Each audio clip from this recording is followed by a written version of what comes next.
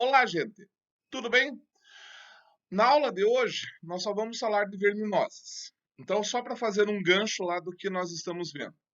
Iniciei com vocês o estudo dos vermes e estamos passando por plateuminos, que são os vermes achatados dorsoventralmente. Como esses vermes estão conquistando o meio terrestre, uma das formas que eles viram para a conquista é o parasitismo. E isso influencia em nós porque produz doenças, as famosas infestações. Tome cuidado com uma coisa. Quando o parasita é grande, dá para ser visto a olho nu, nós falamos em infestação. Quando o parasita é pequeno, é microscópico, só dá para ver ao microscópio, nós falamos em infecção. Beleza? Então, hoje nós só vamos falar de doenças de plateuminos. Então, acompanha comigo ali o primeiro slide. Dá só uma olhada. Então, senhores, o primeiro verme que nós vamos falar é a hidatidose, tá? A hidatidose humana, ela também é conhecida como equinococose, tá? Ela é uma doença parasitária que ocorre em duas formas principais. Nós vamos ter a hidatidose cística, também conhecida como equinococose, bastante comum, que é causada pelo equinococcus granulosos, que é esse que vocês estão vendo aí na imagem que eu estou mostrando. E a hidatidose policística, que tem esse nome porque vai ter vários cistos que atacam o nosso organismo, que é causada pelo Echinococcus vogeli ou o Echinococcus oligartrus, tá? Esse parasita é um parasita muito frequente em cães, tá? Raposas, alguns carnívoros, né? Que a gente possa conhecer, como lontras também, tá? Mas principalmente do nosso convívio são os cães. Os vermes adultos, eles ficam no intestino, tá? E quando esses cães, vamos falar só dos cães, eles evacuam, nas suas fezes estão os ovos desse parasita. Se os humanos acabarem ingerindo esses ovos, eles desenvolvem as larvas em vários órgãos, principalmente fígados e pulmões, o que é uma coisa extremamente grave, tá? Em ambas as hidatidoses que eu estou falando para vocês, tanto a cística como a policística, são caracterizadas por períodos de incubação. Então, esses períodos, eles são assintomáticos, ou seja, eles não têm sintomas e podem durar até anos sem esses sintomas, até que as larvas evoluam e desencadeiem sinais clínicos, tá? O problema, senhores, que nessas duas doenças, tanto a cística como a policística, ela pode causar uma morbidade grave, ou seja, a, a, os sintomas da doença são bastante graves, podendo levar à morte, que é perigoso, né? Então não é uma coisa que a gente possa levar assim tão na brincadeira. Do seu lado direito, o que vocês estão vendo ali é o cisto da hidatidose que a gente pode ver num exame de fezes, ok? Vamos falar da transmissão. Então veja aqui nesse esquema que eu montei para vocês sobre o ciclo da equinococose, tá? Então, veja, diversos animais herbívoros, né, que se alimentam de vegetais, como eu coloquei aqui na própria figura, a nossa amiga vaquinha ali, ou onívoros, como o caso do porco que eu coloquei ali, eles atuam como hospedeiros intermediários, ou seja, eles têm esse verme na fase larval dentro do seu corpo, tá? O Echinococcus. Então, ao ingerir os ovos desse parasita no solo contaminado, então, veja, alguém depositou por meio de fezes esses ovos e eles acabaram pastando, ingerindo fezes, ou até mesmo comendo as próprias fezes, né? Esses ovos, eles eclodem e as larvas se desenvolvem, tá? Em suas vísceras. Aí, o que que acontece, tá? Vamos falar do que a gente chama de criação familiar. Então, o seu dono da chacrinha lá tem um boizinho, tem um porquinho que ele cria, e no final do ano ele diz assim: Ah, vamos matar o porco para fazer a festa de final de ano. né? Aí ele mata este porco, ele mata um carneiro, vamos colocar também, né? É uma doença que dá muito em carneiros, isso. Então ele mata esse porco, ele mata esse carneiro, mas ele mata sem nenhum cuidado. Ele mata lá na varanda de casa, né? Ele sangra ali num pedaço de cimento que ele viu, sem nenhuma forma de higiene, tá? E quando ele vai limpar, ele pega as vísceras que ele não vai consumir, as famosas pelanca, né? Que a gente fala, e joga para o cachorro comer. Então, a gente sempre fala bem assim, né? Que a transmissão, geralmente o ciclo é cão, ovino, né? Um carneiro e cão, tá? Porque cão não usa banheiro. Então ele acaba comendo aquelas vísceras que estão contaminadas com os ovos ou com a larva. Ele acaba apresentando este verme na forma adulta, então ele é hospedeiro definitivo, tá?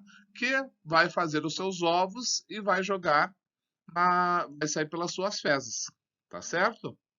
Então ele acaba comendo essas vísceras de um animal que estava infectado e acaba tendo esse verme adulto, certo? Lógico, nós não vamos nos alimentar do cão propriamente dito, mas nós podemos nos alimentar daquele carneiro que estava com as larvas, né, contaminada. E como é uma criação familiar, você vai lá na fazenda, você compra, você traz no porta-mala do seu carro sem refrigeração, sem nada, e acaba fazendo o churrascão. Olha que amor, né? Que coisa mais linda. Vale ressaltar uma coisa, senhores. Tanto na forma cística como na forma policística, os seres humanos, quando eles são infectados, eles podem ser infectados por água ou alimentos contaminados com os ovos, né?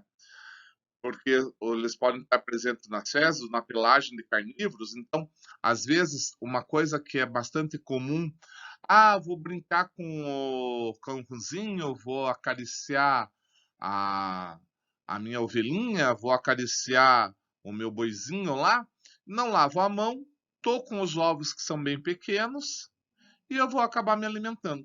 Então, a falta de higiene é uma coisa também interessante, tá? Mas o homem, quando ele se contamina por essas vias, ele também será um hospedeiro intermediário, que a gente chama de hospedeiro intermediário acidental. Ele não foi lá para comer o que ele quis, né? Beleza? Então isso vai acabar geralmente atacando o fígado dessa pessoa. Vamos dar uma olhada lá, olha. Então vejam, essa doença ao se manifestar, tá? Como eu estou colocando aqui na lâmina para vocês, as manifestações clínicas, elas sempre estarão relacionadas com o estado físico do cisto e a localização onde ele está e o tamanho desse cisto. Tá? Daqui a pouco vocês já vão entender o porquê que a gente fala em tamanho. Então vamos ver. Se estiver localizado no abdômen, localização abdominal, como eu escrevi ali para você, vai ter dor, né, no abdômen, fístula, que é o aparecimento de pequenas lesões, pequenos cortes, vamos dizer assim. Uma massa palpável, então o médico ele passa a mão, ele consegue sentir uma coisa dura, entumecida, e que teria se a pessoa começa a ficar amarelada, porque a equinococose ela afeta o fígado, então a pessoa começa a ter uma aparência mais amarelada, ou uma hepatomegalia, tá? Ou esplenomegalia, que na verdade nada mais é do que o aumento exagerado do fígado, ele aumenta o seu tamanho, ele incha, tá?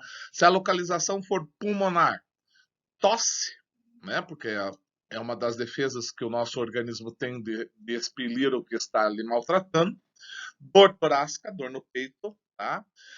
A hemoptise, que é a tosse com sangue, tá? E a dispneia, que é a dificuldade respiratória. Então, cuidado, né? Não é só o Covid que dá uma dificuldade respiratória, tá? Equinococose também.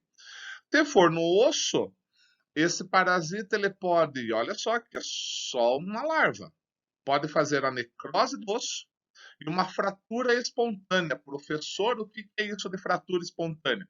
A pessoa está andando, faz uma batida, quebra o osso. É uma fratura. Ou espontaneamente, está dormindo, o osso fratura. Como assim? Sem bater, sem fazer trauma nenhum. Por isso que a gente chama de fratura espontânea. O osso fratura de tão fraco que ele se encontra. Parecido com aquilo que vocês estão pensando, ossos de vidro. É, parecido. Mas não chega a ser esta anomalia em si, tá? Em casos que ocorra ruptura do cisto, pode ocorrer complicações como choque anafilático, então a pessoa pode desmaiar, entrar em coma, e edemas pulmonares, né, que são manchas do pulmão.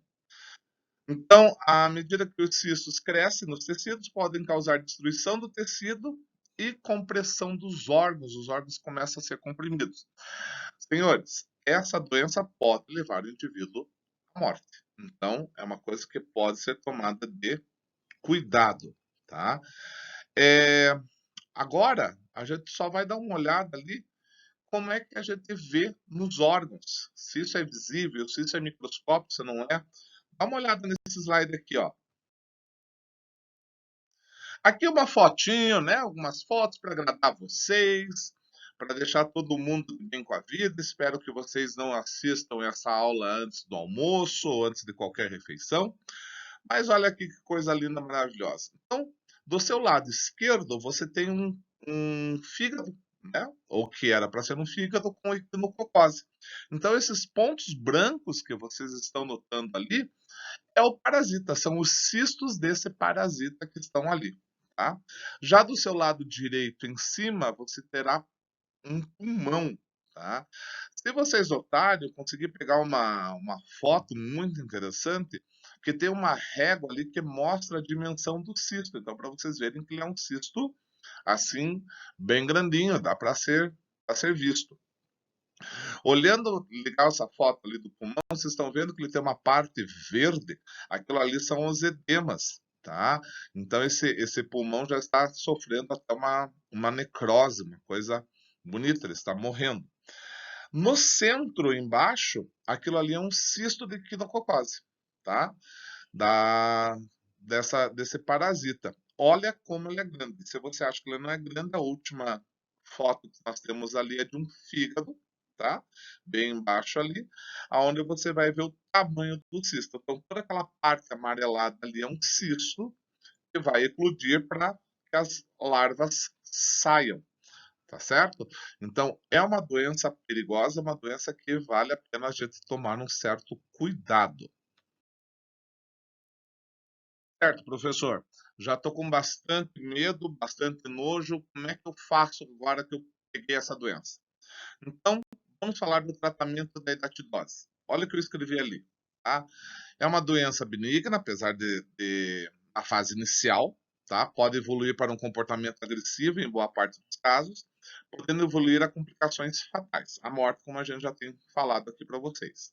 Desse modo, o tratamento ideal é a retirada completa do parasita ou do cisto, vocês podem ver que é grande, então uma intervenção cirúrgica. E essa remoção é realizada por cirurgia quando o cisto se encontra numa localização favorável. Se ele não for numa localização favorável, a gente entra com a ação medicamentosa, que é o de vermífugos, né? Numa tentativa de salvar, tá? Em alguns casos, vamos falar em termos de animais, você recorre à eutanásia, não tem o que você fazer, você não vai contaminar aquela carne, não vai ter aquela carne para consumo, para comércio, beleza? Vamos falar agora como é que a gente faz para se prevenir. Dá uma olhada. Então, quando a gente fala em profilaxia, nós estamos falando em como que nós evitamos essa doença, o que é muito importante, né? Apesar do Brasil não estar preocupado muito com prevenção, nós sempre trabalhamos mais com o tratamento, né? Ou seja, o brasileiro ele espera ter a doença, daí ele vai procurar alguma coisa para fazer, né? Nós temos que começar a nos preocupar com a prevenção, ou seja, como que eu evito essa doença, né? Vale ressaltar que uma outra das coisas que a gente tem que notar é que aqui no Brasil As verminoses, de um modo geral, elas são conhecidas como doenças negligenciadas, porque essas doenças são conhecidas como doenças de países pobres. Então, o Brasil ele finge que não existe, você finge que não tem, e é o que a gente diz lá no laudo que você teve uma infecção no fígado, pronto, tá ótimo, vamos embora, né? Porque senão a gente perde pontos no meio internacional. Mas há uma profilaxia, né? Como é que eu vou evitar essa doença? Então, veja lá. Desenvolvimento de programa adequado de esclarecimento e educação sanitária. Aquilo que a gente fala, o Brasil é um país continental, um país enorme. Vocês devem estar acompanhando aqui várias notícias hoje sobre o coronavírus, vou puxar esse como exemplo. E vocês devem estar notando que tem regiões que não adianta você falar para o cara lave as mãos, porque o cara não tem nem água, nem sabão para lavar as mãos, né? A parte sanitária dele é zero. Ele tem ali um matinho para fazer as suas necessidades. Ele não tem uma água encanada, ele não tem uma, uma rede de esgotos que seja contento. Vale lembrar, senhores, só para vocês terem uma ideia, que não faz muitos anos o nosso litoral não tinha rede de esgoto, tá? Como assim, professor? É verdade, né? O nosso litoral, o esgoto ele ia direto para o mar, tá? Então, e não faz tanto tempo assim. Isso nós estamos falando quando eles começaram a fazer a rede de esgoto na década de 90. Então, faz aí uns 20 e poucos anos que nós temos. O pessoal sempre falava lá, vamos usar aqui um exemplo até degradante, vamos falar de uma praia, que tem lá um Cristo que fica apontando no alto de um morro, não vamos falar o nome, tá? Que por muitos e muito tempo o mar era o imenso esgoto que tinha. Agora que começou a ser esse esgoto a passar. Eu me lembro que nós tínhamos casa em Xangri-Lá, o esgoto começou a passar lá, eu era adolescente. Então, né, que daí começaram a falar em canalizar o esgoto, senão ia tudo pro mar, né? Você acha que aqueles riozinho lá é porque a maré subiu, fez um riozinho na praia. É nada, você olha e tem uma manilha lá saindo do esgoto. Então, essa educação sanitária, ela tem que chegar, esse direito sanitário tem que chegar ao cidadão, né? Controle de abate clandestino. Gente, quando a gente fala assim, abate clandestino, não é só aquela coisa assim, roubei o gado, vou abater. Tá? Não é uma questão ilícita. É aquela questão que eu estava falando de criação familiar, né? O carinha compra o boizinho, vai criar para matar no final do ano. Ele compra o porco, vai engordar o porco para matar no final do ano, sabe Deus, lá no casamento da filha. Coisa que não vale, aquela coisa que a gente sabe que existe, que é familiar e que as pessoas fazem. Eu vi meu pai muitas vezes falava: nós vamos lá em tal lugar porque vamos bater um boizinho, nós vamos trazer. Eu tenho dois amigos que fizeram isso, voltaram com o carro, que não é frigorífico, um carro que estava no porta-malas, aquela carne fervendo, porque foram bater lá um boi, né? Tá?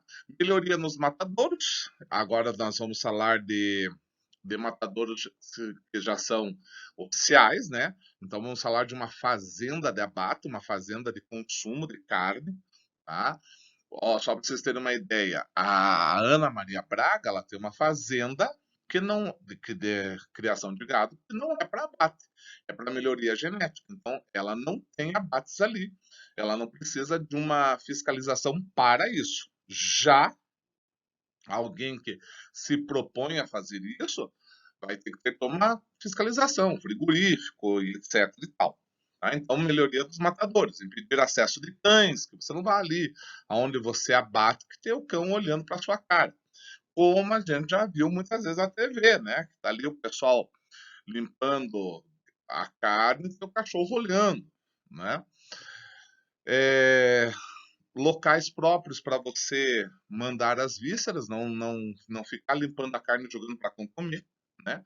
Controle sanitário dos animais abatidos, então não basta só você ver, você tem que quer saber da onde está vindo, a proveniência, controlar. Não sei se vocês se lembram, há muito tempo atrás, a Inglaterra queria mandar para o Brasil, né, um lote, um container lindo de carne de boi que tinha a doença da vaca louca, tá? Neste ponto, o Brasil recusou-se veementemente. Então, uma coisa boa que nós temos, pelo menos, que o pessoal ainda está vendo aqui. Acompanhamento do seu estado epidemiológico, né, para identificação das áreas problema e para apoio do planejamento e avaliação das medidas de controle. Diagnóstico e tratamento com antihelmíntico, né, os famosos vermífugos de cães em áreas endêmicas, né? Então, é aquela coisa que a gente fala, é importante, chega uma hora, você tem o seu cãozinho, vamos desvermificar, né? Vamos dar a vermífugo para ele, tem que colocar uma vez a cada 6 meses. Ah, professor, mas meu cão não é de sítio. Ok, tá? Seu cão não é de sítio, seu cão é de apartamento, mas ele anda descalço. Então, sempre é bom dar uma olhadinha. E processos de higiene pessoal. Então, aquela velha história que a gente diz, nós temos que nos cuidar, mas a gente sabe muito bem que tem certas regiões que o pessoal não sabe o que é isso, né? O pessoal mexe com o seu cão, mexe com a ovelha, vai defecar, não se limpa, não lava a mão e vai comer numa boa. Não tem o porquê, para que lavar a mão, daqui a pouco já sai, né? Ou então passa a mão na calça, né? Dá uma batidinha e vamos embora. Ou então aquele pessoal que diz assim, adoro comer verdura no pé, né?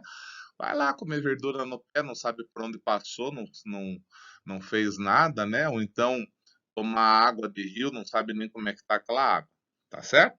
Então, esses cuidados que nós temos que tomar. Então, senhores, nossa próxima estrela é a faciolose. Então, você veja, só para vocês notarem uma coisa aqui, ó. Hidatidose, faciolose, a hidatidose ou equinococose são doenças que acabam em ose. Então, quando a doença acaba em ose, significa destruição de tecido. Então, alguma coisa ela está destruindo em nós. Então, a faciolose é provocada por esse verme que vocês estão vendo ali do seu lado esquerdo, a nossa amiga faciola hepática, tá? Ela tem esse aspecto de folha, né? Um verme achatado. Se vocês estão notando ali do lado esquerdo dela, tem uma ponta mais esbranquiçada, aquilo ali é uma ventosa que ela se imune para grudar no intestino do seu hospedeiro, tá certo? Já do lado direito, a outra foto ali, nós estamos tendo o cisto dela, tá? Que a gente pode ver através do exame de fezes. Eu estou mostrando essa foto para vocês, e cada vez que há a oportunidade de ver é bom, porque o indício de você saber qual a doença, quando você faz exame de fezes, é exatamente esse, ó. Você vê a forma que este cisto tem, como ele é, então você vê que ele é totalmente liso, ele é meio elíptico, né? Ele tem uma massa ali central, e já dá o nosso indício de que é uma facíola, tá certo? Porque cada verme tem um tipo de ovo diferente. Mostrei para vocês lá da hidatidose e agora aqui da nossa amiga facíola, beleza? Coloquei aqui só a título de curiosidade, né? Não é para vocês saírem por aí decorando em latim nada, mas o que vocês precisam saber é que a fasciolose é uma zoonose, ou seja, uma doença provocada por animais, né? Parasitária causada por um trematóide. Nós já falamos sobre a classe dos platelmintos, do gênero Faciola. E as espécies são essas aqui, olha que coisa linda, ó. Faciola hepática, Faciola gigântica, Faciola jacksoni, Faciola magna, Faciola lopsis busci, né, protofaciolosa robusta, tá? As duas primeiras espécies são as mais relevantes e mais disseminadas mundialmente. Eu tirei isso aqui de um livro de parasitologia. Então, a faciola hepática, que é aquela que está na foto que eu mostrei anteriormente para vocês, e a faciola gigântica são as mais disseminadas. Mas só para vocês verem o tanto de espécies de faciola que nós temos. Isso daí é só uma curiosidade. Vamos lá falar do ciclo dela. Como é que faz essa transmissão? Vamos lá. Então vamos falar aqui da transmissão. Presta atenção nesse ciclo aqui, nesse desenho que eu coloquei para vocês, porque essa é a parte importante das verminoses, saber o ciclo e como que ela se transmite, tá? Então, vamos falar da facila hepática, que é a que mais disseminada por aí. Ela vive nos dutos biliares. Então, se você pegar o fígado, embaixo ali do fígado tem uma vesícula chamada vesícula biliar. Essa vesícula tem um cano que liga a vesícula até o intestino, tá? Então aquilo ali é o ducto biliar. É ali que vai ficar esse nosso vermezinho ali. Então, quem tem este verme no ducto biliar vai ser o hospedeiro definitivo. Então, ruminantes como bois, né, suínos, coelhos e o próprio homem, ele pode ser hospedeiro definitivo, tá? Lá ela vai ter o seu ciclo de reprodução, aonde ela vai produzir seus ovos. Esses ovos vão ser transportados até o intestino pelos ductos biliares junto com a bile. Então a bile, você sabe muito bem, se vocês se lembram, ela é um emulsificante, né? Ela é jogada no intestino para simplesmente pegar pedaços grandes de gordura e transformar em pedaços pequenos. Então a bile é jogada, esses ovos vão juntos no intestino. Posteriormente, ele sai com as fezes, tá?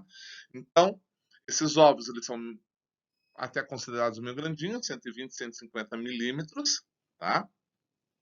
E, digamos que o nosso amigo, que no caso é um carneiro, mas pode ser até um ser humano, tenha defecado no chão, por aí, né? Carneiro é bem mais fácil, um boi por aí.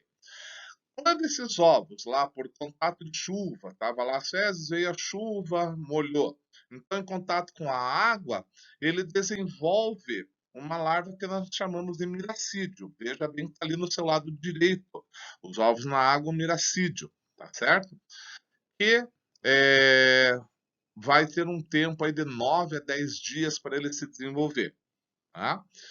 Após esse período de tempo, se a temperatura for amena, se continuar meio úmido ali, esse miracídio ele sai e começa a nadar, porque ele tem cílios. Acho que ali no desenho dá para ver um pouquinho, né? Ele tem cílios. Então ele vai atrás de um caracol, que está ali, ó. Tá? Ele vai atrás desse caracol, ele entra desse caracol, então esse caracol, por estar recebendo esse parasita na fase larval, ele é o que nós chamamos de hospedeiro intermediário. Então, na facíula, o hospedeiro definitivo é o homem, vamos falar de nós, e o hospedeiro intermediário é esse caracol. Esse caracol, ele se chama, né, cientificamente, é o Limnia trucuntula. Tá? Não há necessidade de vocês saberem disso, também não escrevi para vocês nem poderem por aí. Tá? Então o Miracid ele vai ao encontro desse caracol, ele tem 24 horas para encontrar esse caracol, senão ele vai morrer. E lá dentro desse caracol, ele começa as suas transformações. Então ele perde os cílios, ele migra até as gônadas ou glândulas digestivas desse molusco e forma um esporocisto. Então está lá o esporocisto formando ali, tá? E esse esporocisto, através do crescimento de divisões repetitivas, vai se desenvolver em rédea, que é o nome dos outros parocistos. Então, uma parte mais intermediária ali, tá? A rédea, tá beleza? Cada esporocisto, só para vocês terem uma ideia, vai dar uma origem a 8 a 12 rédeas, tá? As rédeas, elas dão origem às cercárias, que é uma outra forma cística. Então, eu tenho miracídio, rédia e cercária, tá? Que quando termina o seu desenvolvimento, sai das rédeas e posteriormente do caracol para a água. Beleza? Então, vocês estão vendo ali do seu lado esquerdo as cercárias já desenvolvidas saindo desse caracol. Uma vez na água, as cercárias fixam em qualquer objeto, pode ser um capinzinho, coisa que eu valha, perde a cauda e desenvolve um cisto espesso e transparente à sua volta. Então, só para vocês terem uma ideia, as cercárias elas podem encestar livremente na água, se não encontrarem objeto ao qual se fixar em curto espaço de tempo. Então, ela pode se fixar ou ela se encesta e fica por ali, tá? Aí, já na fase de cercária, que ela está encestada, ela tem uma forma infetante, que é a metacercária, que pode já passar para o homem, tá certo? Como? Ou comendo algum alimento contaminado, ou tomando a própria água, né? Ou a vegetação, aquela mania de puxar capinzinho e ficar mascando, né?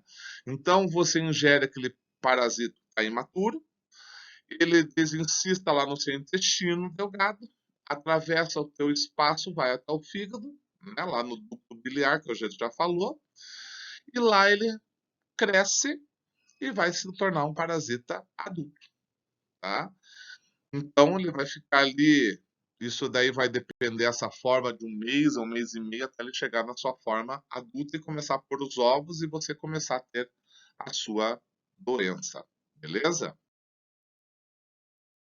Os sintomas da fasciolose, acompanhe aqui comigo que eu vou ler que fica mais fácil. Os sintomas clínicos nos animais dependem da forma da doença, ou seja, pode ter uma forma aguda, que é aquela que a doença ela tem um pico e depois ela decresce, e a forma crônica, que é aquela que vai o resto da vida. Então, a forma aguda e subaguda são características dos ovinos, ovelhas, enquanto que os bovinos geralmente padecem da forma crônica, né? Então, muitas vezes, se você for para venda, é o abate, não tem o que fazer, não vai se vender aquela carne. Então, olha lá, quando a forma aguda está presente, os sintomas associados são mucosas pálidas, tá? Isso serve também para o homem, então a gente vai falar daqui a pouco. Então, a mucosa fica pálida, principalmente lábios, interior da boca. Debilidade, você vê que o animal tem dificuldade no andar. Dispneia, que é a falta de ar. Dores abdominais, anemia, apatia, ele não reage, geralmente você faz um toque entre os olhos para ver se ele pisca. A anorexia, que é perda do apetite, edema da conjuntiva, que é um inchaço ali na mucosa do olho, tá? A morte ocorre normalmente de 1 ou 2 dias após o aparecimento dos sinais clínicos. Olha só que coisa, né? E pode ser acompanhada por uma ectase ou uma disenteria, tá certo? Então é uma forma muito grave da gente poder ir rápida, né? Desse parasita, tá? Só para você saber o que é ectase, é sangramento no nariz, tá bom? A forma subaguda é acompanhada de ascite, que é o inchaço do abdômen, tá? Edema submandibular, então começa a inchar, rápida perda de peso e anemia. Agora veja ali na nossa espécie, no homem, né? Os sintomas mais comuns ocorrem na fase aguda, que são as dores abdominais, febre, hepatomegalia, que é o fígado inchado. Eosinofilia, senhores, é quando tem um aumento exagerado de glóbulos brancos. Vocês vão ter isso comigo lá para frente, né, nas últimas 2 apostilas, que é quando a gente falar de corpo humano. Então, quando eu falo de sangue, os glóbulos brancos, eu tenho alguns tipos. Um tipo de glóbulo branco se chama eosinófilo, porque é um glóbulo branco que está muito associado às alergias e ele funciona muito bem num pH ácido. A gente consegue ver ele corando com eosina, por isso é eosinófilo. Então, eosinofilia é quando você tem um aumento exagerado desses glóbulos. Você sabe que algo está errado. Nem sempre é uma doença tão grave, mas a fasciolose está associada a isso. E anemia. A fase crônica é normalmente assintomática, havendo, porém, perda de peso acentuada. Isso a gente tem que tomar cuidado, beleza? Aqui é só para dar uma ilustrada, para deixar a gente feliz da vida, né? Então, ali alguns órgãos com fasciolose. Do lado esquerdo em cima você tem a fascíola, linda, bonita, corada ali, ó, a sua ventosa proeminente lá em cima. Do ladinho dela nós vamos ter um fígado com fascíola. Tá vendo como ela está no ducto, mas ela é grande, ela perfura esse fígado, por isso que nós vamos ter a, o inchaço do fígado, o inchaço do abdômen e também o amarelão que acontece na pessoa, que está destruindo o fígado. Tá? Embaixo você vai ter também essa facíola ali, bonitona, e do lado esquerdo vocês estão vendo as conchas do caramujo, tá? Que é específico. Então, ali o caramujinho que ataca a nossa facíola. Ok, gente? E importante, profilaxia, ou seja, como é que nós vamos evitar essa doença. Então nós temos ali o controle dos caracóis. Quando a gente fala em controle dos caracóis, não é ficar contando eles para que a população não aumente. É o extermínio, é acabar com esse vetor aí que transmite essa doença, ainda mais que ali nós temos uma grande transformação, né, das larvas. Animais tratados com fármaco antiomíticos, os famosos vermífugos. Olha só isso aqui que interessante, gente. Às vezes o pessoal coloca isso em vestibular e está certo, ó, não ingestão de agrião, alface ou outras plantas aquáticas cruas que têm uma origem desconhecida ou silvestre. Silvestre é aquilo que a gente cata na natureza e já vai comendo, tá? Não sei quem passou ali, tem que lavar, tem que colocar na água com limão, tem que colocar no hipoclorito, tá? Para matar. Inspeção sanitária dos matadouros, né? Você sempre saber de onde que está vindo aquela carne.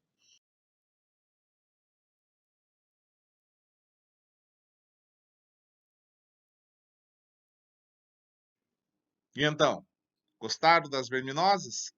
Essa é uma parte. Na próxima aula, nós vamos ver a segunda parte ainda dos plateumintos, tá certo? Faça uma tarefa, vou colocar só um pouquinho agora, outro tanto vem na próxima aula, e a gente vai se comunicando por aí. Tá certo, gente? Ainda continuo com saudades de falar com vocês. Mas daqui a pouco a gente se encontra. Um abraço, gente.